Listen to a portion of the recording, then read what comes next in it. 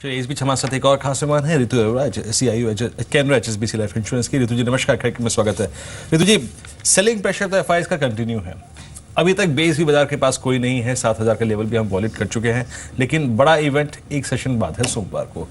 क्या इस बजट में उतना दमखम, इन घोषणाओं में इतनी, अगर आप देखें, पोटेंशियल होगा कि हम डाउन साइड रिस्क को कैप्ट कर दें, यहाँ 7,000 के आसपास बेस बना लें? धन्यवाद शो पर बुलाने का।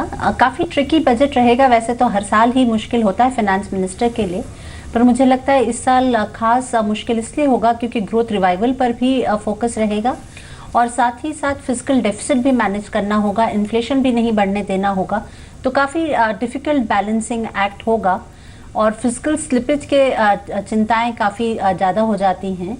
और ऐसा लगता है मार्केट के मद्देनजर अगर देखें तो ऐसा लगता है कि शायद कैपिटल गेन्स का होल्डिंग पीरियड बढ़ा दिया जाए, डिविडेंड टैक्स को आपके इनकम टैक्स स्लैब से लिंक किया जाए। तो ये सब थोड़ी सी चिंताएं हैं।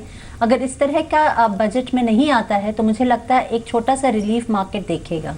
राइट, तो फिर मैम मार्केट्स पे अप्रोच क्या है आपकी? क्या आप स्टैगर्ड वे में धीरे धीरे करके एलोकेशन करते चले जा रहे हैं मार्केट्स पे, और are you waiting on sidelines?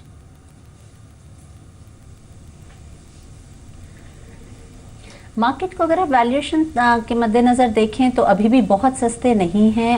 FI 16 17 times valued है और FI 17 करीब 16 टाइम वैल्यूड है। तो एक मार्केट पे नज़र ना लेके स्टॉक स्पेसिफिक ओपिनियन बनाना बहुत ज़रूरी है। बॉटम अप सिलेक्शन बहुत ज़रूरी है इस एनवायरनमेंट में। सेक्टरल एलोकेशन की भी राय नहीं देती हूँ। तो जिन स्टॉक्स में अच्छे अर्निंग्स दिख रहे हैं, नतीजे स्टेबल हैं, अर्निंग विजिबिलिटी रही है, आगे स्ट्रॉन्ग बैलेंस शीट्स हैं, इन्हीं में नए निवेश की मैं राय देती हूँ। एक रिकवरी पोर्टफोलियो बनाने के लिए इसको बॉटम फिशिंग का मार्केट नहीं मानना चाहिए, क्योंकि अगले कुछ क्वार्टर्स मुझे लगता है उथल पुथल और वॉल्टिलिटी बनी रहेगी।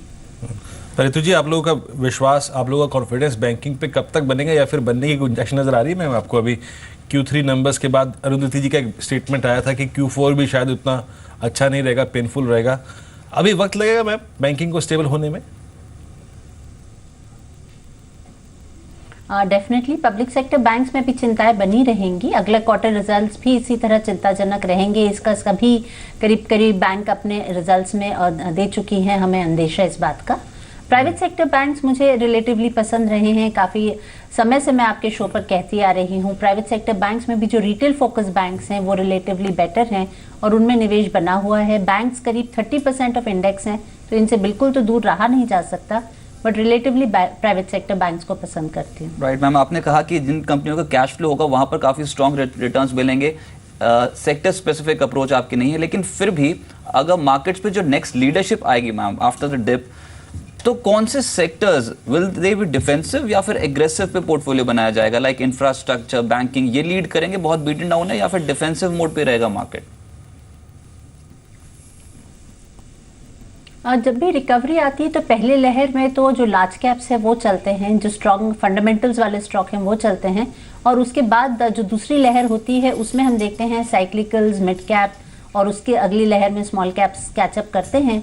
तो ये हमें इंडिकेशंस मिलना शुरू हो जाएंगे। अगर हम इकोनॉमी में देखें तो काफ़ी स्ट्रॉन्ग नंबर्स रहे हैं, हमारी करेंसी भी स्टेबल रही है, काफ़ी सारे इकोनॉमिक पैरामीटर्स तो अच्छे रहे हैं। चिंता हमेशा अभी जो है वो कॉर्पोरेट नतीजों की है। जो ऑन द ग्राउंड फैक्ट्स आ रहे हैं वो इतने इनकरेजिंग नहीं है। तो मैं समझती हूँ कि first rally, first positive momentum large cap stocks में आएगा। लेकिन मैम एक स्पेस जहाँ पर आपको अर्निंग विजिबिलिटी भी नज़र आ रही है, कैश फ्लो भी अच्छे हैं, और साथ ही साथ रुपी फैक्टर उनको सहायता पहुँचा रहा है, वो है IT।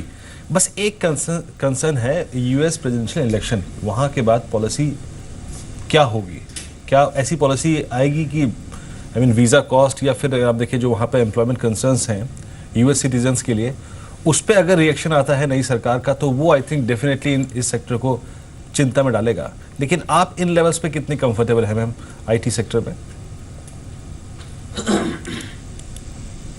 IT सेक्टर ने क्लियरली रिलेटिवली आउट परफॉर्म किया है मार्केट को। स्टॉक्स स्थिर रहे हैं, नतीजे अच्छे रहे हैं, तो मुझे IT सेक्टर अभी भी पसंद है। US के इलेक्शन के नतीजों पे अटकल लगाना मुश्किल है। काफ़ी रोचक का इलेक्शन है और ये हमें कुछ समय बाद ही समझ में आएगा कि क्या नई नीति होती है, कौन सरकार बनाता है। बट आईटी का अब हमने काफ़ी हद तक डाइवर्सिफिकेशन भी देखा है, काफ़ी सारी आईटी कंपनीज का यूरोप यूके वगैरह में काफ़ी एक्सपोजर है। तो यूएस के नतीजों, इलेक्शन के नतीजों के कारण मैं आईटी में चिंता नहीं महसूस करती, ना यहाँ पे वेट कम करना चाहूँगी। राइट, बजट पर्सपेक्टिव से डिफेंस, फर्टिलाइजर, एग्री को काफ़ी अहमियत दी जाएगी, ऐसी अटकलें हैं मार्केट्स पे। क्या आपका एलोकेशन है इस स्पेस में मैम? बहुत बड़ा सेक्टर नहीं है, तो सिलेक्टिव एलोकेशन डेफिनेटली है। पर जो मेरे सेक्टर्स, जबकि मैं स्टॉक स्पेसिफिक निवेश कर रही हूँ, पर जो सेक्टर्स रिलेटिवली ठीक लगते हैं मुझे और जिनमें मेरा निवेश है वो है private sector, banks, auto एंग्स, IT sector, pharma में काफ़ी सारी चुनिंदा कंपनियाँ। तो इस तरह का सेक्टरल मेकअप है मेरे पोर्टफोलियो का। और कमोडिटी स्टॉक्स पे क्या व्यू है आपका? रिटर्न्स मिल रहे हैं यहाँ पर? इनफैक्ट मेटल स्टॉक्स ने साफ तौर पे एक बाउंस बैक शो करके गए। क्या ये शॉर्ट लिव्ड है या फिर कुछ सीरियस बाइंग इमर्ज हो सकती है? मुझे लगता है ये शॉर्ट लिव्ड है, क्योंकि एक डिमांड डिस्ट्रक्शन जो ग्लोबली महसूस की जा रही है कमोडिटी स्टॉक्स में वो बनी हुई है। क्रूड में भी थोड़ा सा बाउंस बैक देखा गया, पर मुझे नहीं लगता एक बहुत सस्टेनेबल रैली आ सकती है कमोडिटीज़ या क्रूड में।